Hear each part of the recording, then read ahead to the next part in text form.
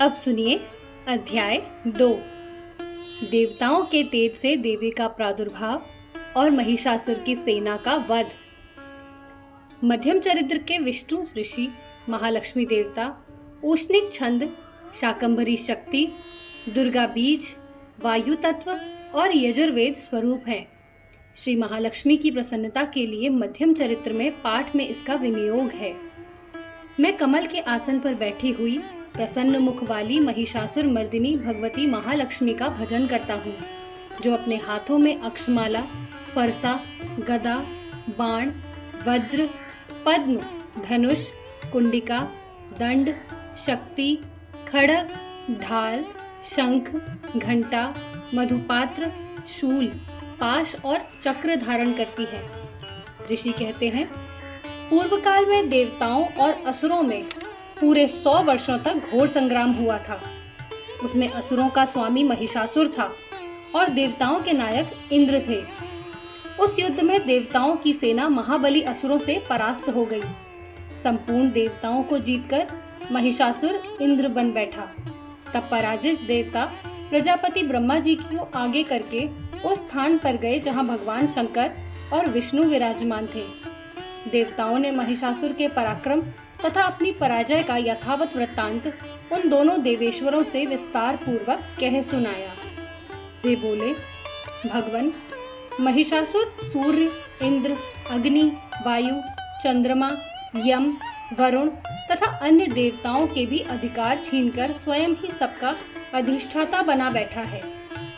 उस दुरात्मा महेश ने समस्त देवताओं को स्वर्ग से निकाल दिया है। अब वे मनुष्यों की भांति पृथ्वी पर विचरते हैं। दैत्यों की यह सारी करतूत हमने आप लोगों से कह सुनाई। अब हम आप ही की शरण में आए हैं। उसके वध का कोई उपाय सोचिए। इस प्रकार देवताओं के वचन सुनकर भगवान विष्णु और शिव ने दैत्यों पर बड़ा क्रोध किया। उनकी भौहें तन गई और मुंह टेढ़ा हो गया। तब अत्यंत कोप में भरे हुए चक्रपाणी श्री विष्णु के मुख से एक महान तेज प्रकट हुआ। इसी प्रकार ब्रह्मा, शंकर तथा इंद्र आदि अन्यान्य देवताओं के शरीर से भी बड़ा भारी तेज निकला। वह सब मिलकर एक हो गया। महान तेज का वह पुंज जाज्वल्यमान पर्वत सा जान पड़ा। देवताओं ने देखा, वहां उसकी ज्वालाएं संपूर्ण दिशाओं में व्याप्त हो रही हैं। संपूर्ण देवताओं के शरीर से प्रकट हुए उस तेज की कहीं तुलना नहीं थी। एकत्रित होने पर वह एक नारी के रूप में परिणत हो गया और अपने प्रकाश से तीनों लोकों में व्याप्त जान पड़ा। भगवान शंकर का जो तेज था, उससे उस देवी का मुख प्रकट हुआ। यमराज के तेज से उसके सिर में बाल निकल आए। श्री विष्णु भगवान के तेज से उसकी भुजाएं उत्पन्न हुई। चंद्रमा के तेज से दोनों स्तनों का और इंद्र के तेज से मध्य भाग का प्रादुर्भाव हुआ। वरुण के तेज से जंगा और पिंडली तथा पृथ्वी के तेज से नितंब भाग प्रकट हुआ। ब्रह्मा के तेज से दोनों चरण और सूर्य के तेज से उनकी उंगलियां हुई। वसुओं के तेज से हाथों की उंगलियां और कुबेर के तेज से नासिका प्रकट हुई। उस देवी के दांत प्रजापति के तेज से और तीनों नेत्र अग्नि के तेज से प्रकट हुए। उसकी भौहें संध्या के और कान वायु के तेज से प्रकट हुए। इसी प्रकार अन्यान्य देवताओं के तेज से भी उस कल्याणमयी देवी का आविर्भाव हुआ। तदंतर समस्त देवताओं के तेज पुंज से प्रकट हुई देवी को देखकर महिषासुर के सताए हुए देवता बहुत प्रसन्न हुए। पिनाकधारी भगवान शंकर ने अपने शूल से एक शूल निकालकर उन्हें दिया।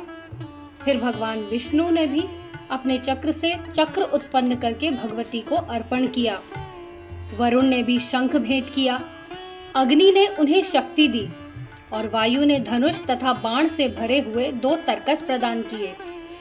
सहस्त्र नेत्रों वाले देवराज इंद्र ने अपने वज्र से वज्र उत्पन्न करके दिया और ऐरावत हाथी से उतारकर एक घंटा भी प्रदान किया। यमराज ने काल दंड से दंड, वरुण ने पाश, प्रजापति ने स्फटिक की माला तथा ब्रह्मा जी ने कमंडलू भेंट किया। सूर्य ने देवी के समस्त रोमकूपों में अपनी किरणों का तेज भर दिया। काल ने उन्हें चमकती हुई ढाल और तलवार दी। क्षीर समुद्र ने उज्जवल हार तथा कभी जीर्ण न होने वाले 2 दिव्य वस्त्र भेंट किए। साथ ही उन्होंने दिव्य चूड़ामणि, 2 कुंडल, कड़े, उज्जवल अर्धचंद्र, सब बाहुओं के लिए केयूर, दोनों चरणों के लिए निर्मल नूपुर, गले की सुंदर हंसली और सब उंगलियों में पहनने के लिए रत्नों से बनी अंगूठियां भी दी। विश्वकर्मा ने उन्हें अत्यंत निर्मल फरसा भेंट किया। साथ ही अनेक प्रकार के अस्त्र और अभेद्य कवच दिए। इसके सिवा मस्तक और वक्षस्थल पर धारण करने के लिए कभी न कुम्हलाने वाले कमलों की मालाएं दी। जलधि ने उन्हें सुंदर कमल का फूल भेंट किया। हिमालय ने सवारी के लिए सिंह तथा भांति भांति के रत्न समर्पित किए। धनाध्यक्ष कुबेर ने मधु से भरा पान पात्र दिया तथा संपूर्ण नागों के राजा शेष ने, जो इस पृथ्वी को धारण करते हैं, उन्हें बहुमूल्य मणियों से विभूषित नागहार भेंट किया। इसी प्रकार अन्य देवताओं ने भी आभूषण और अस्त्र शस्त्र देकर देवी का सम्मान किया। तत्पश्चात उन्होंने बारंबार अट्टहास पूर्वक उच्च स्वर से गर्जना की। उनके भयंकर नाद से संपूर्ण आकाश गूंज उठा। देवी का वह अत्यंत उच्च स्वर से किया हुआ सिंहनाद कहीं समा न सका। आकाश उसके सामने लघु प्रतीत होने लगा। उससे बड़े जोर की प्रतिध्वनि हुई, जिससे संपूर्ण विश्व में हलचल मच गई और समुद्र कांप उठे। पृथ्वी डोलने लगी और समस्त पर्वत हिलने लगे। उस समय देवताओं ने अत्यंत प्रसन्नता के साथ सिंहवाहिनी भवानी से कहा, देवी तुम्हारी जय हो। साथ ही महर्षियों ने भक्ति भाव से विनम्र होकर उनका स्तवन किया। संपूर्ण त्रिलोकी को क्षोभग्रस्त देखकर दैत्यगण अपनी समस्त सेना को कवच आदि से सुसज्जित कर हाथों में हथियार लेकर सहसा उठकर खड़े हो गए। उस समय महिषासुर ने बड़े क्रोध में आकर कहा, यह क्या हो रहा है? फिर वह संपूर्ण असुरों से घिरकर उस सिंहनाद की ओर लक्ष्य करके दौड़ा और आगे पहुंचकर उसने देवी को देखा, जो अपनी प्रभा से तीनों लोकों को प्रकाशित कर रही थी। उनके चरणों के भार से पृथ्वी दबी जा रही थी। माथे के मुकुट से आकाश में रेखा सी खिंच रही थी तथा वे अपने धनुष की टंकार से 7 पातालों को शुद्ध किए देती थी। देवी अपनी हजारों भुजाओं से संपूर्ण दिशाओं को आच्छादित करके खड़ी थी। तदंतर उनके साथ दैत्यों का युद्ध छिड़ गया। नाना प्रकार के अस्त्र शस्त्रों के प्रहार से संपूर्ण दिशाएं उद्वासित होने लगी। चिक्षुर नामक महान असुर महिषासुर का नायक था। वह देवी के साथ युद्ध करने लगा। अन्य दैत्यों की चतुरंगिनी सेना साथ लेकर चामर भी लड़ने लगा। 60,000 रथियों के साथ आकर उदग्र नामक महादैत्य ने लोहा लिया।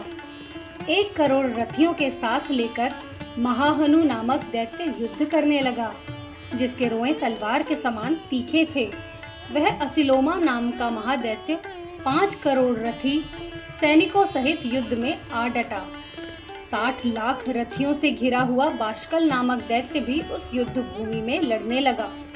परिवारित नामक राक्षस हाथी सवार और घुड़सवारों के अनेक दलों तथा 1 करोड़ रथियों की सेना लेकर युद्ध करने लगा। बिडाल नामक दैत्य 5 अरब रथियों से घिरकर लोहा लेने लगा। इनके अतिरिक्त और भी हजारों महादैत्य हाथी और घोड़ों की सेना को साथ लेकर वहां देवी के साथ युद्ध करने लगे। स्वयं महिषासुर उस रणभूमि में कोटि कोटि सहस्र रथ, हाथी और घोड़ों की सेना से घिरा हुआ खड़ा था। वे दैत्य देवी के साथ तोमर, भिंदीपाल, शक्ति, मूसल, खड़ग, परशु और पट्टिश आदि अस्त्र शस्त्रों का प्रहार करते हुए युद्ध कर रहे थे।